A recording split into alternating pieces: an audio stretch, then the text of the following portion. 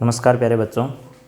जैसा कि आपकी बार बार ये क्यूरी आ रही थी कि भाई हमें जो 12th का 12वां चैप्टर है डिफरेंशियल इक्वेशन अवकल समीकरण, उस चैप्टर के बारे में भी कुछ बताया जाए। तो आज के वीडियो में मैं आप लोगों को अवकल समीकरण वाला जो चैप्टर है उसका एक क्रैश कोर्स मान लो, उसका रिवीजन मान लो, उस हिसाब से आप लोगों को पढ़ा रहा हूँ। ठीक है, बहुत लंबा चैप्टर है और 12वीं क्लास में 6 नंबर का आता है। डिफरेंशियल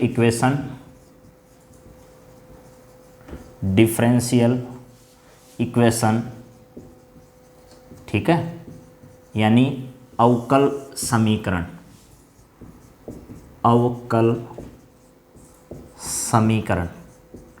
ये जो चैप्टर है ये 12वीं क्लास में 6 नंबर का है, ये ध्यान रखना। एक ही सवाल आएगा 6 नंबर का, लेकिन अच्छी बात यह है कि इसमें सवाल अथवा में मिलेगा आपको, तो दोनों में से अगर एक भी आएगा तो आराम से कर लोगे। तो मैं पहले तो आपको कुछ बेसिक बात इसकी बता रहा हूँ, उसके बाद सवाल कहाँ कहाँ से आएंगे और क्या क्या आप लोगों को करना है इस पर बातचीत करेंगे। डिफरेंशियल इक्वेशन किसको कहते हैं, कौन सी होती है डिफरेंशियल इक्वेशन, इस पर बातचीत कर लेते हैं। चलो, सबसे पहले मान लो आप लोगों के पास एक फंक्शन है y = f(x), ठीक है। मैंने आप लोगों को पहले ही बता दिया ये और ये चर हैं, दोनों x और y दोनों चर हैं, जिसमें x जो आपका है वो कौन सा चर है, स्वतंत्र चर है, और y आपका कौन सा है, प्रतंत्र चर है। और अगर इस y का x की रिस्पेक्ट में डिफरेंशिएशन निकालते हैं तो ये dy में क्या होगा, dx होगा। तो इसको मैं लिख देता हूं f'(x). समझ में आ गई प्यारे बच्चों। तो मैं अब आपको बताने जा रहा हूं अवकल समीकरण किसे कहते हैं। तो सुनिए ध्यान से, एक ऐसी समीकरण जिसमें प्रतंत्र चर का स्वतंत्र चर के सापेक्ष अवकलज तथा स्वतंत्र चर और प्रतंत्र चर जिस समीकरण में विद्यमान होते हैं वो समीकरण अवकल समीकरण कहलाती है। एक बार दोबारा सुन लो, एक ऐसी समीकरण जिसमें प्रतंत्र चर का स्वतंत्र चर के सापेक्ष अवकलज तथा स्वतंत्र चर और प्रतंत्र चर विद्यमान होते हैं, ऐसी समीकरण अवकल समीकरण कहलाती है। जैसे आप कहोगे एग्जाम्पल बताइए, तो सुन लो। मान लो मैंने लिखा dy/dx प्लस यहाँ लिख दिया 3x इक्वल्स टू लिख दिया sin x, ये भी एक अवकल समीकरण है। मैंने लिखा d2y/dx2 प्लस यहाँ लिखा मैंने x × y इक्वल्स टू लिख दिया sin x, ये भी एक अवकल समीकरण है।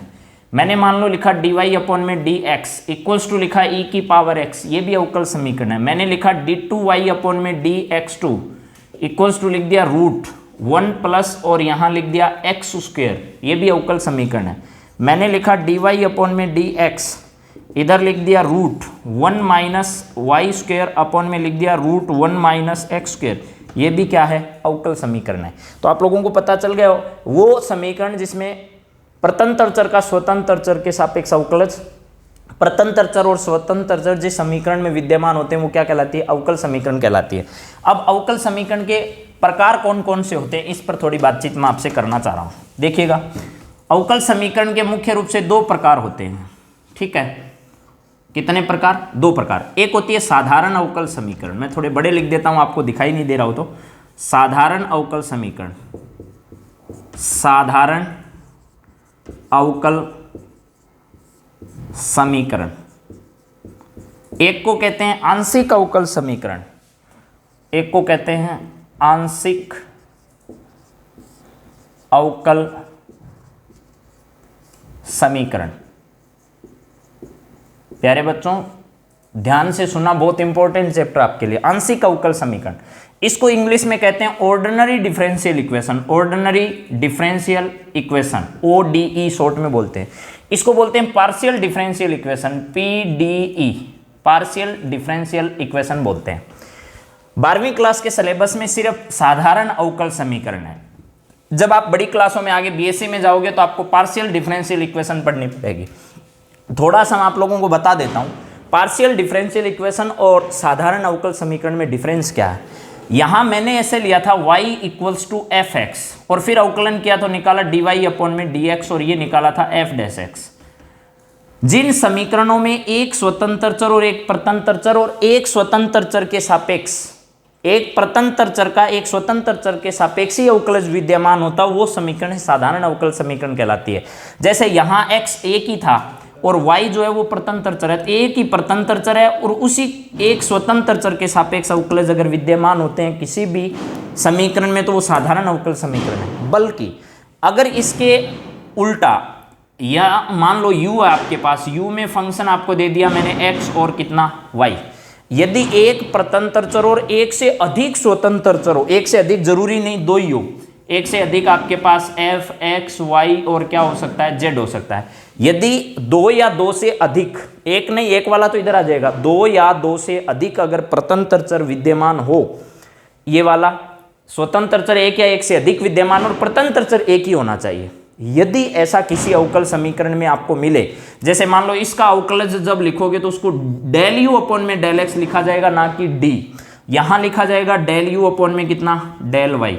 समझ में आ गई। इसके जब डेरिवेटिव निकालोगे तो यह आएगा डेल यू अपॉन में del x, del u upon में कितना, del y, del u upon में कितना, डेल जेड। समझ में आ गया। अगर किसी अवकल समीकरण में, इस अवकल समीकरण में आएगा del u upon del x, del u upon में del y, del u upon del x, del u upon del y, del u upon del z. जिस अवकल समीकरण में एक से अधिक स्वतंत्र चर हैं और उनके सापेक्ष अवकलज विद्यमान है, जैसे यहाँ दो स्वतंत्र चर, यहाँ तीन स्वतंत्र चर है, ऐसी समीकरण आंशिक अवकल समीकरण कहलाती है। जैसे सुनना जरा, डेल यू अपॉन में डेल एक्स प्लस मैंने लिख दिया डेल यू अपॉन में डेल वाई इक्वल्स टू लिखा है ई की पावर एक्स। एक और लिख देता हूँ, मैंने लिखा एक्स डेल यू अपॉन में डेल एक्स प्लस लिख दिया मैंने वाई डेल यू अपॉन में डेल वाई इक्वल्स टू लिख दिया ई की पावर एक्स। ठीक है। एक और लिख दिया मैंने, मान लो डेल यू अपॉन में डेल एक्स, यहाँ लिख दिया एक्स प्लस लिख दिया वाई डेल यू अपॉन में कितना, डेल वाई प्लस लिख दिया जेड डेल यू अपॉन में कितना, डेल जेड इक्वल्स टू लिख दिया 0। इस प्रकार के जो समीकरण मैंने लिखे हैं, ऐसी समीकरण आंशिक अवकल समीकरण यानी पार्शियल डिफरेंशियल इक्वेशन कहलाती है। ये वाली साधारण अवकल समीकरण है जो पहले मैंने बता दिए एग्जाम्पल, जैसे डी वाई अपॉन में डी एक्स लिखा है इक्वल्स टू मैंने लिख दिया ई की पावर एक्स, या मैंने लिख दिया डी वाई अपॉन में डी एक्स इक्वल्स टू लिखा root 1 minus y square upon में रूट 1 माइनस एक्स स्क्वेयर। ये सब के सब जो इक्वेशन है वो कौन सी है, साधारण अवकल समीकरण है। प्यारे बच्चों, आपको साधारण अवकल समीकरण और आंशिक अवकल समीकरण में डिफरेंस यानी अंतर पता चल गया होगा मेरे हिसाब से। बहुत जरूरी है कि आपको ये पता चले, जैसे ही बड़ी क्लास में जाओगे ये आपके सिलेबस में ऐड हो जाएगा। ये तो रहेगा ही रहेगा, ये और हो जाएगा, यानी दो बुक अलग अलग आएगी, एक साधारण अवकल समीकरण की अलग आएगी और एक आंशिक अवकल समीकरण की अलग आएगी, यानी पूरी दो किताब अवकल समीकरण पर आपको पढ़नी पड़ेगी बीएससी में। चलिए आगे बात करते हैं। तो अपन यहाँ सिर्फ बात करना चाह रहे हैं अवकल समीकरण, और वो भी साधारण अवकल समीकरण। प्यारे बच्चों, आप लोगों को साधारण अवकल समीकरण के बारे में पता चल गया होगा कि किसे कहते हैं। ये साधारण अवकल समीकरण वापस दो प्रकार की होती है। कितने प्रकार की होती है? वापस ये दो टाइप की होती है। एक होती है रेखिक अवकल समीकरण, रेखिक अवकल समीकरण, अवकल समीकरण। एक होती है आपकी अरेखिक अवकल समीकरण, अरेखिक अवकल समीकरण। मैं एक तरीके से आपको रिवाइज करवा रहा हूं, ना कि शुरू से पढ़ा रहा हूं, ये समझ लेना आप ध्यान से। बहुत समय लगता है इस चैप्टर में, लेकिन आपको एक रिवीजन के तरीके से मैं सब बता देता हूं। रेखिक समीकरण और अरेखिक अवकल समीकरण, इसको बोलते हैं linear differential equation, linear differential equation. इसको बोलते हैं नॉन लीनियर डिफरेंशियल इक्वेशन। समझ में आ गया होगा? LDE लीनियर डिफरेंशियल इक्वेशन, ये आ गई। Non linear differential equation NLDE भी लिख सकते हो आप इसको। ये दोनों समीकरण हैं, इनमें क्या डिफरेंस है वो सुनो। वह अवकल समीकरण जिसमें क्या हो, किसी भी अवकलज की जो पावर है वो पावर 1 हो। यानी अवकल समीकरण आप लोगों के पास ऐसे आती है, दो अवकल समीकरण, एक डी वाई अपॉन में डी एक्स प्लस लिख दिया मैंने एक्स वाई इक्वल्स टू लिख दिया साइन एक्स। ये डिफरेंशियल इक्वेशन कौन सी है? रेखिक अवकल समीकरण है। 12वीं क्लास के सिलेबस में सिर्फ रेखिक अवकल समीकरणों के बारे में ही पढ़ाया जाएगा। यानी जिस अवकल समीकरण की कोटि 1 है और घात भी जिसकी 1 है, ऐसी अवकल समीकरण आपकी कहलाती है रेखिक अवकल समीकरण। समझ में आ गया प्यारे बच्चों? सिर्फ इतना याद रखो आप, तो कोटि 1 होनी चाहिए। उसके साथ साथ क्या होना चाहिए कि जो स्वतंत्र चर का स्वतंत्र चर के सापेक्ष अवकलज है, उसके साथ कभी भी ये स्वतंत्र चर गुणा में नहीं आना चाहिए। ऐसे जैसे ये y है, ये dy अपॉन dx के साथ गुणा में नहीं आना चाहिए। ऐसी अवकल समीकरण जो होगी जिसमें ये आएगा वो अरेखिक होगी, और जिसकी कोटि 1 से अधिक होगी वो भी क्या आएगी, अरेखिक अवकल समीकरणों में आएगी, ये ध्यान रख लेना। लेकिन यहां कभी भी आपको dy/dx के साथ ये y नहीं मिलेगा, वो होगी रेखिक अवकल समीकरण। प्रतंत्र चर का स्वतंत्र चर के सापेक्ष अवकलज है, लेकिन उसके साथ प्रतंत्र चर गुणा में नहीं होना चाहिए, और उसकी कोटि जो है वो तो एक ही रहेगी, लेकिन एक से ज्यादा भी रेखिक में हो सकती है, लेकिन पावर क्या रहेगी हमेशा, इस वाले में एक से अधिक हो सकती है। समझ में आ गया? तो रेखिक अवकल समीकरण और अरेखिक अवकल समीकरण किसको कहते हैं, अंतर समझ में आ गया होगा सबको। चलिए, अपने सिलेबस में सिर्फ और सिर्फ कौन सी है, रेखिक अवकल समीकरण है, तो मैं सिर्फ चर्चा आपसे रेखिक अवकल समीकरणों पर ही करने वाला हूं। रेखिक अवकल समीकरण, जैसे ये समीकरण लिखी है मैंने dy/dx प्लस xy बराबर कितना लिखा है, sin x। इस प्रकार की जो समीकरणें होंगी जिनमें dy/dx आ गया, आपके पास x और y तो आ सकते हैं इनटू में, लेकिन dy/dx के साथ y नहीं आएगा, ऐसी समीकरण रेखिक अवकल समीकरण कहलाती है। और भी एग्जाम्पल ले सकते हो आप रेखिक अवकल समीकरण, जितने 12वीं क्लास में एग्जाम्पल दिए हुए हैं जितने भी समीकरणों के, वो सब कौन सी अवकल समीकरण है, रेखिक अवकल समीकरण के उदाहरण है। कोई भी अरेखिक अवकल समीकरण का उदाहरण नहीं है 12वीं क्लास के सिलेबस में। समझ में आ गए प्यारे बच्चों? चलिए अब अपन थोड़ा आगे बढ़ते हैं। रेखिक अवकल समीकरण पता चल गई अपने को कौन सी होती है, तो अब क्या करें, अब बात करना चाह रहा हूं मैं आपसे, अवकल समीकरण पता चलने के बाद, रेखिक अवकल समीकरण और अरेखिक अवकल समीकरण पता चलने के बाद बात करते हैं रेखिक अवकल समीकरण की घात और कोटि, घात एवं कोटि। ठीक है, पहला पॉइंट आपका इसी का है, इस प्रश्नावली का। समझ में आ गया प्यारे बच्चों? तो चलिए देखिए, मान लो मैंने लिखा dy/dx प्लस यहां लिख दिया x और y इक्वल्स टू लिखा sin x। ध्यान से सुनना मेरी बात, मैंने लिखा यहाँ dy/dx, यहाँ लिख दिया पावर 2 प्लस लिख दिया xy इक्वल्स टू लिख दिया sin x। एक मैंने लिखा आपके सामने d2y/dx2, ठीक है, प्लस यहाँ लिखा मैंने sin x इक्वल्स टू लिख दिया e की पावर x। मैंने यहाँ लिखा d3/dx3 प्लस लिख दिया d2y/dx इक्वल्स टू लिख दिया x प्लस dy/dx।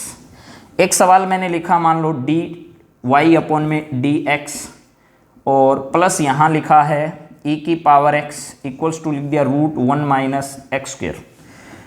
एक लिखा है d2y/dx2 इक्वल्स टू लिख दिया √1 प्लस और यहाँ लिख दिया dy/ कितना dx। एक मैंने लिखा dy/dx इक्वल्स टू लिख दिया √1 प्लस d2y/dx2। आप सोचोगे कि ये कोटि क्या होती है, तो एक बात बता देता हूं। मान लो आपने लिखा है y इक्वल्स टू fx, ये स्वतंत्र चर और ये प्रतंत्र चर, आप इसका एक बार अवकलन करो, dy/dx आ गया ना, तो ये एक बार अवकलन जो किया तो इसको कहा जाएगा प्रथम कोटि का अवकलज। ध्यान से सुनना, y का x के सापेक्ष होगा प्रथम कोटि का अवकलज, फर्स्ट ऑर्डर डेरिवेटिव। ऐसे ही इसका दोबारा अवकलन करो तो ये होगा d2y/dx2, इसको लिखेंगे f"x, इसको कहा जाएगा सेकेंड ऑर्डर डेरिवेटिव यानी द्वितीय कोटि का अवकलज। First order derivative, second order derivative, ऐसे आगे करोगे तो थर्ड ऑर्डर डेरिवेटिव हो जाएगा, यानी ये हो जाएगा d3y/ कितना dx3 इक्वल्स टू आ जाएगा f" और ये हो गया x। ये तीन कोटि का, इसका मतलब हो गया आपने जितनी बार प्रतंत्र चर का स्वतंत्र चर के सापेक्ष अवकलज कर रखा है वो उसकी क्या है, कोटि है। तो ठीक इसी प्रकार अपने को अवकल समीकरण में जांच करनी है। अवकल समीकरण में क्या करनी है, घात और कोटि दो अलग अलग शब्द हैं, इसको बोलते हैं पावर और इसको बोलते हैं अपन ऑर्डर। और ये पावर जो है वो अगर आप जब इसमें देखोगे इसको कहा जाएगा डिग्री। क्या कहा जाएगा, डिग्री लिखा हुआ मिलेगा आपको। डिग्री और ऑर्डर क्या क्या चीज है, किसी अवकल समीकरण में अधिकतम कितनी कोटि का अवकलज है, यानी कितनी बार उसका अवकलन किया गया है, मैक्सिमम बार, वो तो उसका कहलाएगा ऑर्डर। और मैक्सिमम बार जिसका ऑर्डर है उसकी जो पावर है वो कहलाएगी घात। दोबारा सुन लो, किसी अवकल समीकरण में y का x के सापेक्ष यानी प्रतंत्र चर का स्वतंत्र चर के सापेक्ष मैक्सिमम बार कितनी बार अवकलन किया गया है वो तो कहलाएगा उसका ऑर्डर। और उस ऑर्डर की जितनी पावर है वो उसकी कहलाएगी आपकी घात। ये ध्यान रखना, अधिकतम बार जितनी बार अवकलन किया गया है उसकी जो पावर है और वो भी क्या होनी चाहिए, पूर्ण होनी चाहिए। ये ध्यान रखना, वो भी क्या होनी चाहिए, पूर्ण होनी चाहिए, भिन्न नहीं होनी चाहिए, नेगेटिव नहीं होनी चाहिए। कभी भी ऑर्डर और जो डिग्री आपकी है, घात और कोटि, कभी भी एक तो भिन्न नहीं आएगी और एक ऋणात्मक नहीं आएगी। इस बात का खास ध्यान रखें। चलिए तो अपन बात करते हैं, इसमें अधिकतम कितनी कोटि का अवकलज है, एक कोटि का, यानी एक ही बार अवकलन किया गया है, एक ही आया है, तो ये इसकी कोटि जो है वो तो हो गई आपकी एक, समझ गए। अब एक कोटि जहां से आपने लिए उसकी पावर देखनी है, यहां पावर कितनी है, एक है, तो इसकी डिग्री भी कितनी होगी, डिग्री भी आपकी एक होगी। समझ में आ गया होगा। उसके बाद और तो कहीं है नहीं, तो ये क्या हो गया, प्रथम कोटि और प्रथम घात का अवकल समीकरण है। दूसरा देखो, अवकलज एक ही जगह है, इस कितनी बार अवकलन किया गया, प्रतंत्र चर का स्वतंत्र चर के सापेक्ष एक बार किया गया, तो प्रतंत्र चर का स्वतंत्र चर के सापेक्ष एक बार अवकलन किया, तो ऑर्डर कितना हो गया, एक हो गया। अब एक ऑर्डर वाला जो dy अपॉन dx है उसकी पावर कितनी है, उसकी पावर है 2, तो इसका डिग्री कितना हो जाएगा, डिग्री हो जाएगा आपका 2। समझ में आ गया, एक ऑर्डर और 2 डिग्री हो गई। आगे चलिए, यहाँ एक ही जगह dy अपॉन dx दे रखा है, तो इसमें कितनी बार अवकलन किया गया है, 2 बार, तो इसका ऑर्डर क्या हो गया, इसका ऑर्डर हो गया जी 2। फिर इसकी पावर कितनी है, पावर तो एक ही है, पावर 1 है, तो इसका मतलब इसकी डिग्री कितनी होगी, डिग्री 1। मैक्सिमम जितनी बार अवकलन जहां किया गया वो देखना है। यहां चलिए देखो, y का x के सापेक्ष 3 जगह अवकलन दिखाई दे रहा है, एक जगह यहाँ 2 जगह, यहाँ 3 जगह, तो यहाँ तो है फर्स्ट ऑर्डर यानी 1 कोटि का, यहाँ 2 कोटि का, यहाँ 3 कोटि का है। अधिकतम बार कितनी बार अवकलन किया वो देखना है आपको। अधिकतम 3 बार किया गया, तो इस अवकल समीकरण का जो ऑर्डर होगा वो होगा आपका 3। समझ में आ गया प्यारे बच्चों। फिर देखो, इस अधिकतम अवकलज जो किया गया उसकी पावर कितनी है, पावर तो सर एक ही है, तो एक ही है, तो यहां डिग्री भी क्या हो जाएगी, इसकी 1 हो जाएगी। शायद बात समझ में आ गई होगी सबको। चलिए इसके आगे देखो, dy अपॉन dx एक ही जगह है, एक ही जगह, तो एक बार अवकलन किया गया और उसकी पावर भी 1 है, तो इसका ऑर्डर भी क्या हो जाएगा, 1 हो जाएगा, इसकी डिग्री भी क्या हो जाएगी, 1 हो जाएगी। समझ में आ गया, ठीक है। चलो आगे, यहां देखिए ध्यान करना, मैंने पहले ही बता दिया कि परिमेय घात कहीं नहीं होनी चाहिए, है तो उनको हटाओ। जैसे मान लो आपके पास आ गया यहाँ कहीं d2y अपॉन में कितना है, dx2 है, प्लस इक्वल्स टू दे दिया मैंने यहाँ x, ठीक, और प्लस आपके पास लिख दिया जाए अगर 1, और इसके नीचे लिख दिया जाए dy अपॉन में कितना, dx। ऐसा नहीं कर सकते आप कि इसको ऊपर ले गए और इसकी पावर कितनी बना दो, 1 बना दो, ऐसा नहीं करोगे। इस बात का आप खास ध्यान रखोगे। समझ में आ गई बात मेरी। तो अगर ऐसा हो तो क्या करें, एलसीएम लेकर उसको दूसरी तरफ ट्रांसफर करेंगे, इस बात का ध्यान रखना। यहां देखो ये पावर जो आई है ना आपकी, ये पावर भिन्न है, इस भिन्न पावर को पहले क्या करना पड़ेगा, हटाना है। हटाना है तो दोनों तरफ स्क्वायर करो, स्क्वायर करोगे तो इधर तो क्या हो जाएगी, पावर 2 आ जाएगी और ये हट जाएगा, ये ऊपर वाला हट गया। इसको हटाने के बाद क्या करेंगे, अब देखो कितनी बार अवकलन किया, यहाँ 1 बार, यहाँ 2 बार, तो ज्यादा कितनी बार है, 2 बार, तो इसका ऑर्डर जो होगा वो कितना हो गया, 2 हो गया। अब इस अधिकतम ऑर्डर वाले की पावर कितनी है वो देखनी है, 2 है, तो इसकी डिग्री क्या हो जाएगी प्यारे बच्चों, 2 हो जाएगी। समझ में आ गया होगा। अब चलिए आगे, यहां देखिए ये लिखा हुआ है, तो पावर क्या आ गई, भिन्न आ गई। भिन्न पावर को क्या करेंगे, पहले हटाएंगे, हटाएंगे तो दोनों तरफ क्या करेंगे, स्क्वायर करेंगे, स्क्वायर कर दिया, ये आ गया 2। अब ये पावर क्या हो गई आपकी, हट गई। अब बताना जरा यहाँ डिग्री ऑर्डर क्या होगा, तो आपको पता चल रहा होगा एकदम सीधा सीधा। अब देखो मैंने कहा था ऑर्डर आपको वो देखना है जहाँ अधिकतम अवकलन किया गया। अधिकतम अवकलन यहाँ नहीं है, यहाँ 1 बार है, यहाँ 2 बार है, तो ऑर्डर कितना हो गया आपका, 2 हो गया। अब मैं पूछूं डिग्री क्या होगी, तो कुछ बच्चों को अब दिमाग लगाना पड़ेगा। यहाँ तो लिखा है 2 और यहाँ कितना लिखा है, 1 लिखा है, तो कईयों का मन कर रहा है 2 है, कईयों का मन कर रहा है 1 है। लेकिन मैंने एक बात बोली थी स्टार्टिंग में कि जो अधिकतम बार अवकलज है आपका, जिसका आपने ऑर्डर लिखा है, उसकी पावर चेक करनी है, तो उसकी पावर कितनी है, 1 है। ये 2 ज्यादा होने से कुछ नहीं हुआ, अधिकतम अवकलज जहां है उसकी पावर क्या है, 1 है, तो ये इसका क्या हो जाएगा, डिग्री हो जाएगा। शायद डिग्री और आपको कोटि में कोई दिक्कत नहीं है, लेकिन दिक्कत है, कहाँ दिक्कत है वो सुनना। कई बार आपके सामने ऐसा लिखा हुआ जाता है, ठीक है, एक तरीके से मैं रिवाइज करवा रहा हूं आपको, लेकिन फिर भी मैं पूरी कोशिश कर रहा हूं कि जितना मेरे से यहाँ संभव है यूट्यूब पर बताया जाना मैं बता रहा हूं। लेकिन ये मत मानना ये मैक्सिमम में नहीं है, ये मिनिमम है, जो मैं बता रहा हूं वो मिनिमम है, मैक्सिमम नहीं है, बहुत कुछ पढ़ना बाकी है इसमें।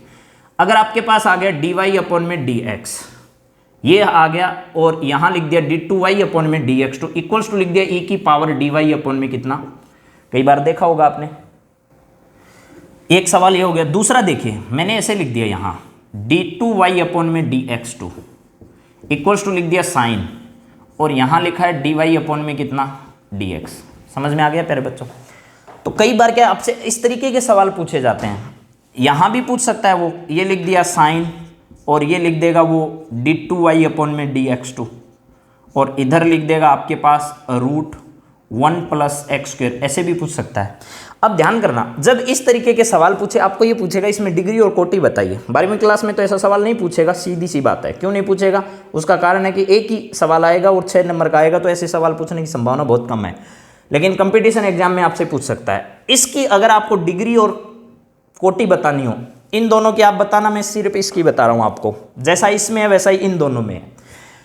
कोटि तो मैक्सिमम जहां आपका डेरिवेटिव हो, चाहे वो यहां हो, चाहे इसकी पावर में हो, चाहे यहां हो, चाहे वो यहां हो, जितनी बार मैक्सिमम बार आपका डेरिवेटिव y का x की रिस्पेक्ट में आया है वही उसकी कोटि है, यानी उसका ऑर्डर है। और वो कितना है? 2 है। तो इसका ऑर्डर जब बताना हो तो आप 2 बता देना सीधा।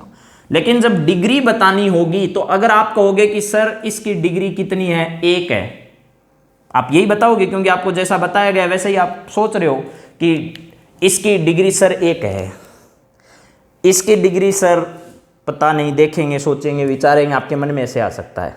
लेकिन ध्यान रखना प्यारे बच्चों, जब भी आपको क्या पूछा जाए, डिग्री पूछा जाए और e की पावर में ऐसा लिखा हुआ आ जाए, तो आप थोड़ा सचेत हो जाना। सचेत क्यों हो जाना? क्योंकि उसकी वजह है, जब भी आप e की पावर x पढ़ोगे, देखना जरा एक बार आप, e की पावर x का प्रसार ऐसे होता है, e की पावर x का प्रसार होता है 1 प्लस, यहाँ आ जाएगा आपके पास कितना, dy अपॉन, सॉरी यहाँ लिख देता हूँ मैं x, फिर आएगा x² बट्टे कितना, फैक्टोरियल 2, फिर आएगा x की पावर 3 फैक्टोरियल 3, प्लस ये आएगा x की पावर 4 अपॉन में फैक्टोरियल 4, प्लस आएगा x की पावर 5 अपॉन में फैक्टोरियल 5, प्लस डॉट डॉट ऐसे लिखा हुआ आएगा।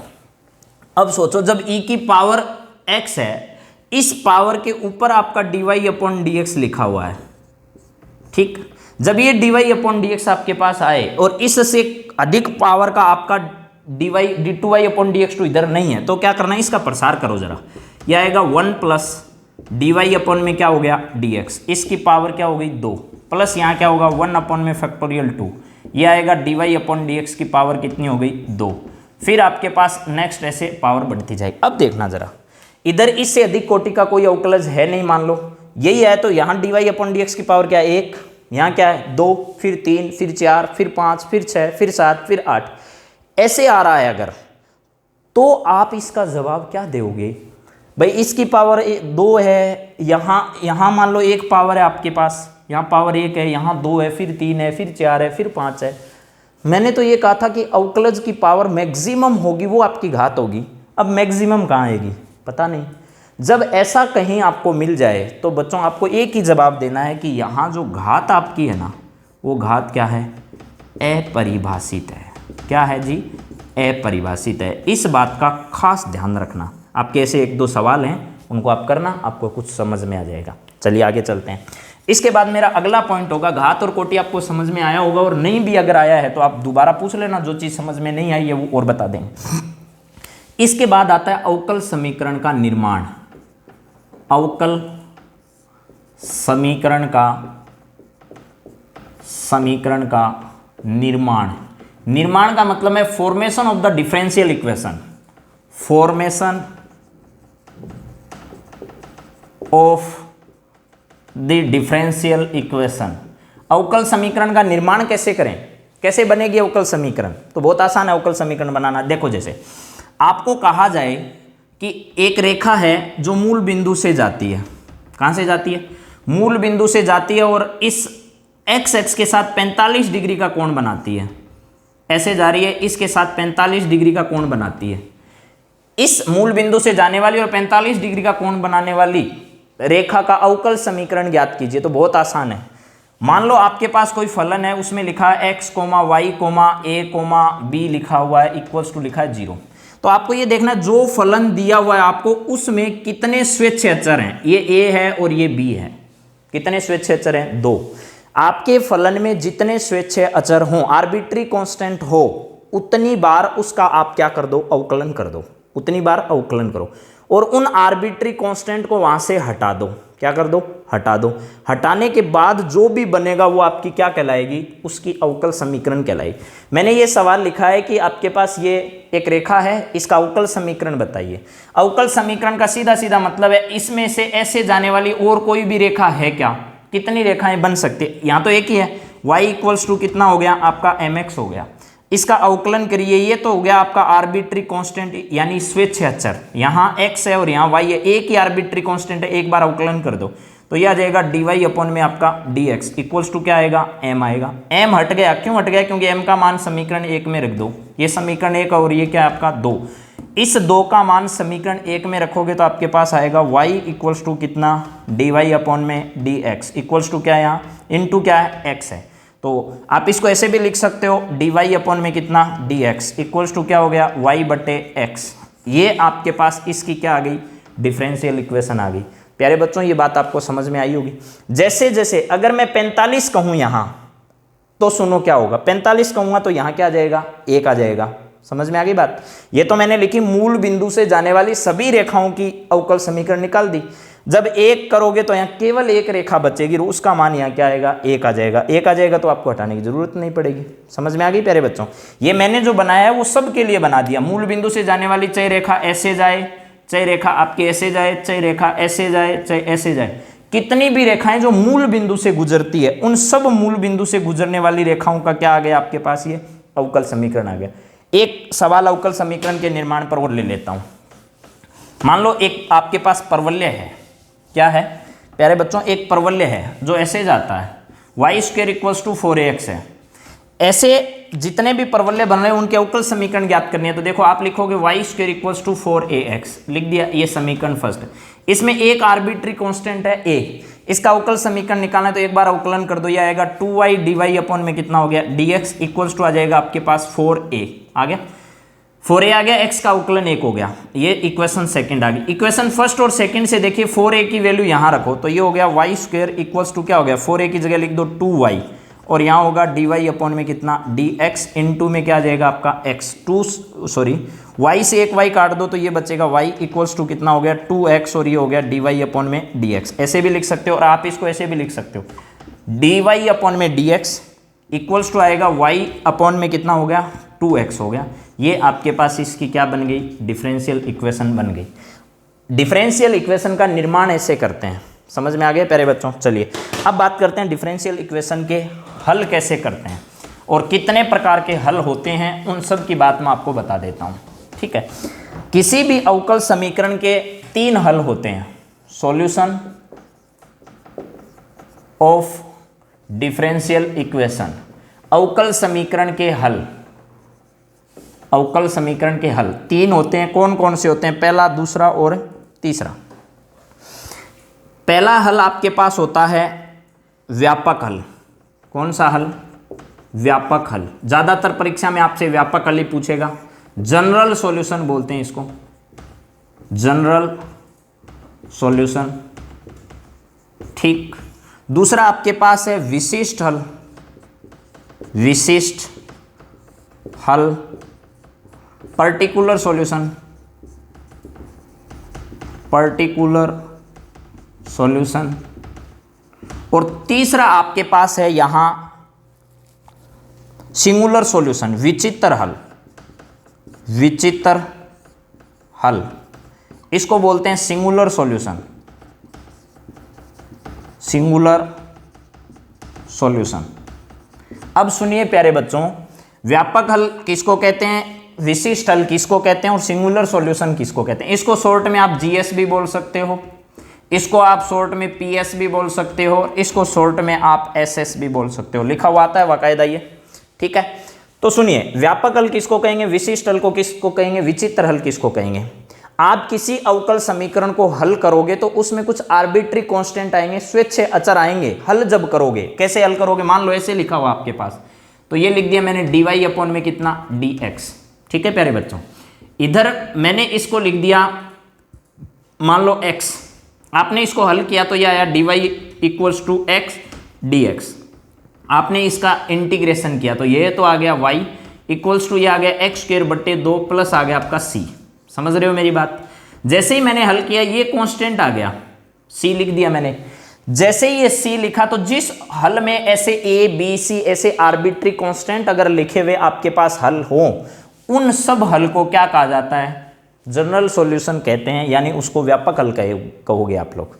और इस सी की जगह आपको वो लिख कर दे देगा कि जब x का मान 0 है तो y का मान भी 0 होगा, तो इसका विशिष्ट हल ज्ञात करो।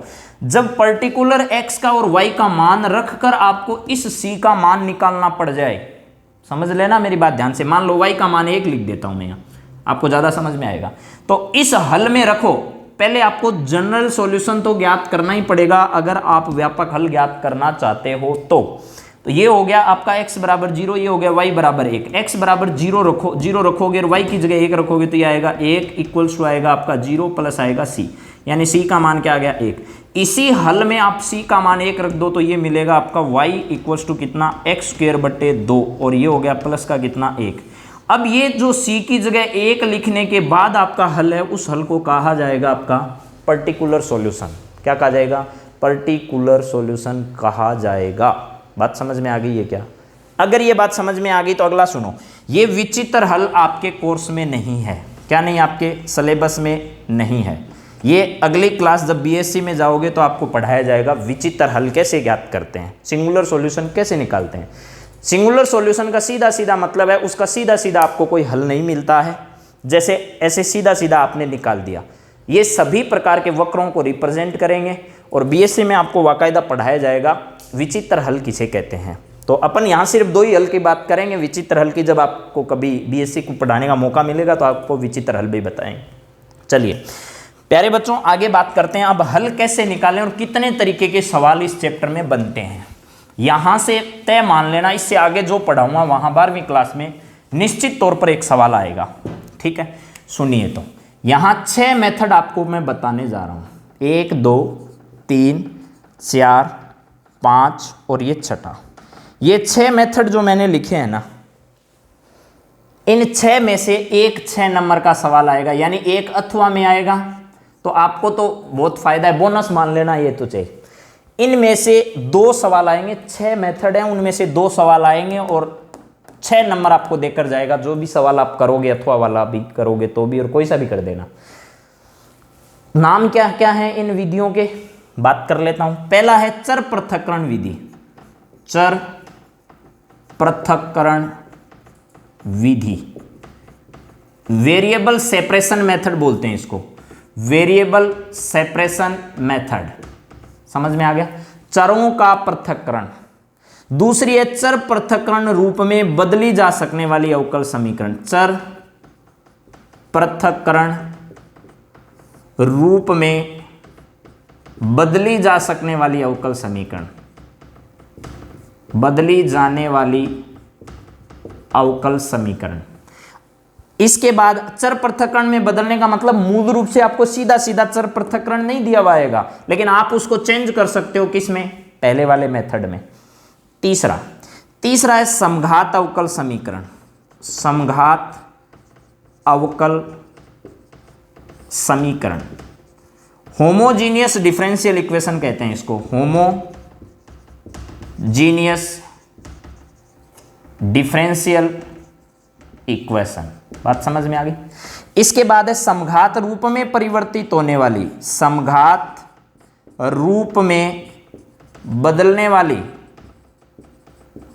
ठीक, समझ में आ गई होगी बात। इसके बाद आपके पास है रेखिक अवकल समीकरण, रेखिक अवकल समीकरण, लीनियर डिफरेंशियल इक्वेशन। वाकायदा नाम से आती है ये रेखिक अवकल है, तो ये सारी रेखिक, लेकिन ये ध्यान रखना इसका नाम रेखिक क्यों पड़ा, आगे बात करेंगे। 6 नंबर, इसको बोलते हैं रेखिक रूप में बदली जा सकने वाली, रेखिक रूप में बदली जा सकने वाली अवकल समीकरण।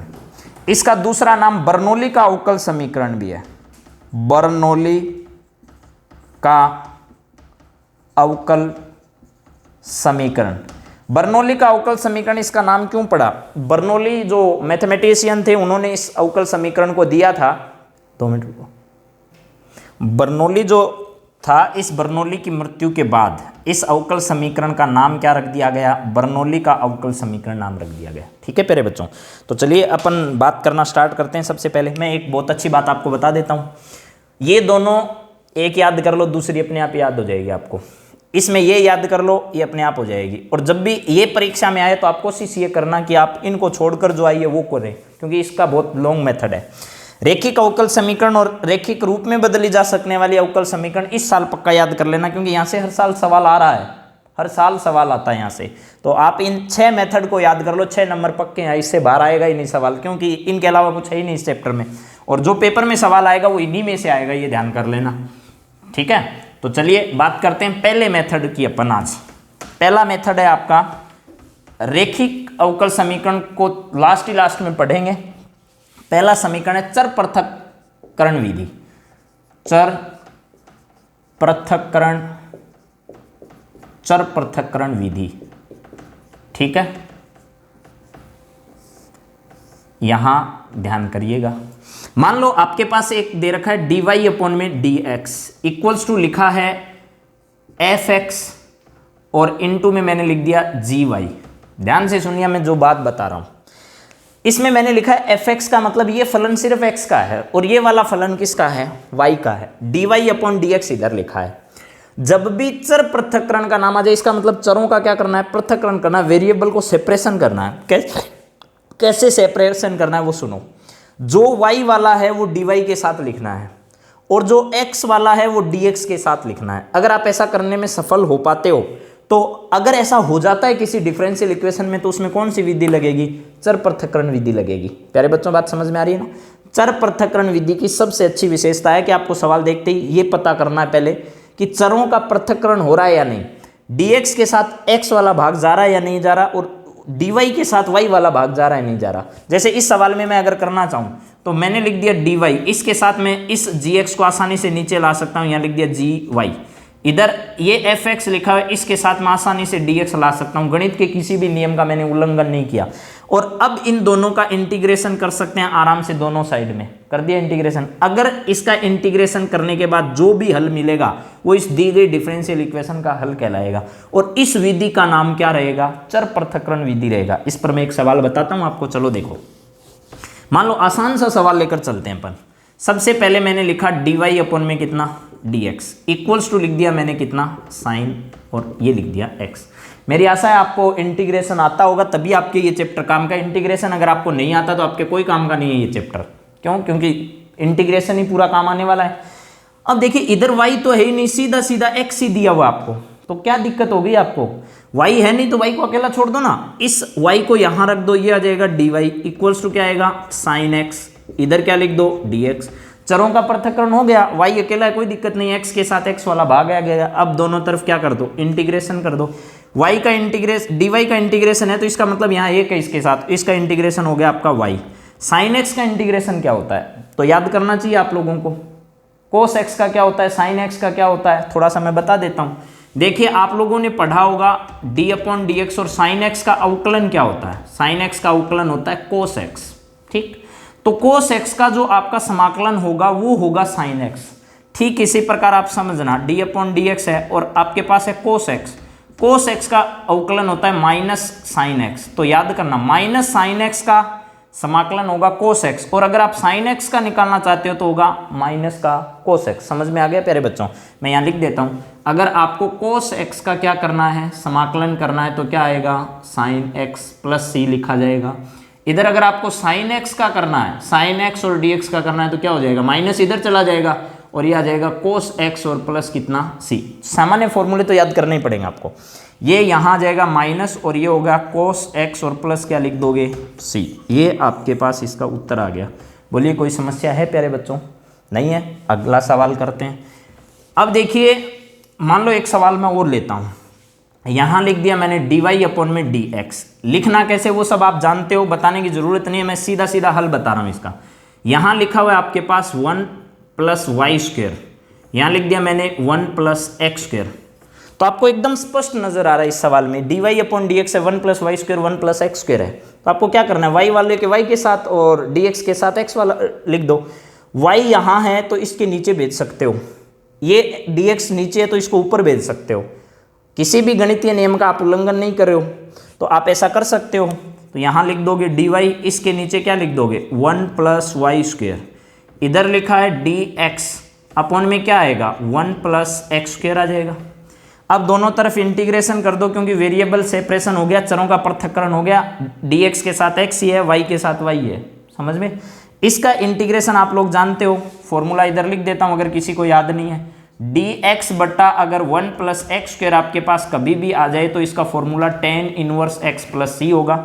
अगर प्यारे बच्चों dx बटे और a² + x² कभी भी आ जाए तो आपको याद रखना है इसका होगा 1/a tan इनवर्स और क्या रहेगा x बटा a और प्लस क्या आ जाएगा c। तो यहाँ तो a वाली कोई दिक्कत नहीं है, तो सीधा लिख दो tan इनवर्स और कितना y इक्वल्स टू क्या आएगा tan इनवर्स और x प्लस क्या आ जाएगा c। इसको मैं थोड़ा और सरल कर देता हूँ, इस x वाले को इधर भेज दो तो ये आ जाएगा आपका tan इनवर्स y माइनस क्या आ जाएगा tan inverse x equals to क्या आ जाएगा c। अब आपने एक फॉर्मूला और पढ़ा होगा tan inverse a plus tan inverse b, तो इस फॉर्मूले को लिखते हो आप tan इनवर्स, यहाँ लिखते हो a + b बटे लिखते हो 1 - ab, ऐसा भी लिख सकते हो। तो मैं इसको ऐसे लिखूंगा तो ये आ जाएगा tan इनवर्स, बीच में माइनस का निशान है यहाँ, तो यहाँ माइनस आ जाएगा और यहाँ क्या आ जाएगा प्लस आ जाएगा। लिखते हैं tan inverse y minus x बटे क्या आ जाएगा 1 + xy इक्वल्स टू आ जाएगा c। tan इनवर्स को इधर भेज दो तो आपको क्या लिख देना चाहिए, यहाँ लिख देना चाहिए y माइनस x बटे क्या आएगा 1 + xy इक्वल्स टू हो जाएगा आपका tan और इनवर्स इधर जाकर हो जाएगा c। ये आपके इस डिफरेंशियल इक्वेशन का क्या आ गया हल आ गया। प्यारे बच्चों मेरी बात आपको समझ में बहुत अच्छे से आ रही होगी, और अगर आपको ये बात समझ में आ रही है तो आप कमेंट करके ज़रूर बताना, आप इस वीडियो को लाइक और शेयर ज़रूर करना ताकि मैं आपके लिए लगातार प्रयास करता रहूँ आगे से आगे नए वीडियो लाने की, ठीक है। सारा विस्तार से तो संभव नहीं है, लेकिन जितनी कोशिश हो सकती है उतनी मैं आपके लिए कर पा रहा हूँ, ठीक है। तो देखिए अगला सवाल लेकर आ रहा हूँ, एक सवाल और करते हैं अपन, फिर कल बात करेंगे बाकी की। मान लो इसी सवाल में मैं आपको लिख देता हूँ, ये यहाँ आ गया 1 - y² 1 - x², ठीक है। इसके लिए यहाँ रूट लगा दिया, इसके लिए यहाँ रूट, ऐसे भी सवाल लिखा हुआ सकता है, लेकिन कम चांस है आपको ऐसा दे वो ऐसे लिख कर देगा आपको 1 - y² अपॉन में आएगा 1 और -x²। बात समझ में आ गई, ऐसे लिखेगा, आपको उसको ऐसे लिख लेना है सवाल को। अब देखिए y वाला यही भाग है तो y के साथ लिख सकते हैं, और x वाला ये भाग x के साथ लिख सकते हैं, तो आप क्या करोगे इसको लिख दो dy अपॉन और यहाँ लिख दोगे √1 माइनस कितना y² इक्वल्स टू इधर लिख दो dx अपॉन में क्या लिख दो √1 माइनस कितना x² लिख दिया। इन दोनों का इंटीग्रेशन कर दो दोनों साइड, कर दिया जी। अब इसका इंटीग्रेशन क्या होता है सबको मालूम है, फिर भी मैं बता देता हूँ, क्योंकि जब इतना कुछ बता रहे हैं तो फॉर्मूले थोड़े बहुत बता देते हैं साथ साथ में। इंटीग्रेशन आप जरूर याद करना सबका, dx अपॉन में √1 माइनस x² है, इसका इंटीग्रेशन होता है साइन इनवर्स और x + c। अगर कभी ऐसा लिखा हुआ जाए, या तो सब करने पड़ेंगे, √a² माइनस x² लिखा हुआ जाए तो आप लिख देना साइन इनवर्स और ये x बट्टा a प्लस क्या आ जाएगा आपका c, ऐसे भी ध्यान कर लेना आ सकता है। तो इसका अगर फॉर्मूला आपको बता दिया मैंने तो मैं लिख सकता हूँ साइन इनवर्स और कितना y इक्वल्स टू क्या आ जाएगा साइन इनवर्स x प्लस क्या हो गया c। इसको इधर ले आओ तो ये आ जाएगा आपका साइन इनवर्स y माइनस क्या होगा sine inverse x equals to c। अब देखिए आप लोगों ने दूसरे चैप्टर में एक फॉर्मूला पढ़ा होगा साइन इनवर्स a प्लस या माइनस साइन इनवर्स कितना b, यह भी फॉर्मूला पढ़ा होगा सबने। तो यहाँ क्या फॉर्मूला आता है देखिए, साइन और इनवर्स तो बाहर लगा देते हो, इसके साथ आप लोग लिखते हो a √1 माइनस b², यहाँ लिखते हो प्लस है तो प्लस, माइनस है तो माइनस, और यहाँ लिखते हो b √1 माइनस कितना a²। ऐसा कुछ फॉर्मूला पढ़ा है आपने, चलिए यहाँ लगाते हैं। तो यहाँ आ जाएगा साइन इनवर्स और ये आ जाएगा आपका y √1 माइनस x², फिर माइनस का निशान और यहाँ x और ये आएगा √1 माइनस कितना y² इक्वल्स टू क्या आएगा c। साइन इनवर्स को यहाँ से उठाओ और इधर ट्रांसफर कर दो, ये आ जाएगा यहाँ y √1 माइनस कितना, ये हो गया x², फिर माइनस का निशान x और ये हो गया √1 माइनस y² इक्वल्स टू क्या आ गया साइन, और ये हो गया c। साइन c भी लिख सकते हो और इसकी जगह c1 भी लिख सकते हो, कोई भी कांस्टेंट लिख सकते हो, इसमें कोई आपत्ति नहीं है आप लोगों को। मेरे हिसाब से बात समझ में आ गई होगी। देखो एक सवाल लास्ट और करा देता हूँ, चलो आपको ये बात समझ में आ गई सबको। एक आसान सा, बिल्कुल आसान सा सवाल ले रहा हूँ मैं, ठीक है, उसके बाद आज की क्लास को यहीं अपन फिनिश करेंगे। देखिए dy अपॉन में क्या है, dx है, इक्वल्स टू आपके पास है साइन x प्लस लिख दिया मैंने e की पावर x, बता दिया। इसमें y है नहीं तो y की कोई टेंशन नहीं लेनी आपको, dy रख देना, इधर भेज देना इसको, साइन x प्लस e की पावर x और ये आ जाएगा dx। दोनों तरफ इंटीग्रेशन कर दो, इधर इंटीग्रेशन, वेरिएबल सेपरेशन हो गया तो ये आएगा y, साइन x का अभी बताया था माइनस का कोस x, e की पावर x का इंटीग्रेशन e की पावर x ही होता है और प्लस क्या आ गया, c आ गया। तो प्यारे बच्चों मैंने आज आपको पहला मेथड कंप्लीट करा दिया है। कल अपन बात करने वाले हैं दूसरे मेथड की, चर पृथक्करण रूप में बदली जा सकने वाली अवकल समीकरण की। तो आज का वीडियो आपको कैसा लगा? डिफरेंशियल इक्वेशन का चैप्टर अच्छे से याद कर लेना, 6 नंबर दे के जाएगा आपको। अवकलज याद कर लेना, 6 नंबर दे के जाएगा आपको। 12 नंबर का चैप्टर तो मैं यहाँ करवा ही रहा हूँ यूट्यूब पर ही, ठीक है। तो आपने जैसी रिक्वायरमेंट की थी इस चैप्टर की तो मैं आपके सामने लेकर आ गया। मैं तो वैसे भी कोशिश कर रहा हूँ आपको सारे चैप्टर करवाने की, थोड़े थोड़े जैसा भी संभव है, ठीक है। लेकिन क्लास में जितना डीपली और विस्तार से हम सब बताते हैं वैसा यहाँ संभव नहीं है, मैं जानता हूँ इस बात को, और आप भी इतना नहीं देख पाओगे, वीडियो बहुत लंबा हो जाएगा। तो मैंने जो शॉर्ट में और जो मेथड आपके काम के हैं उन्हीं बातों का आपके सामने प्रस्तुत करूँगा। तो चलते हैं, आप भी इसको ज़्यादा से ज़्यादा देखना। जय हिंद, जय भारत।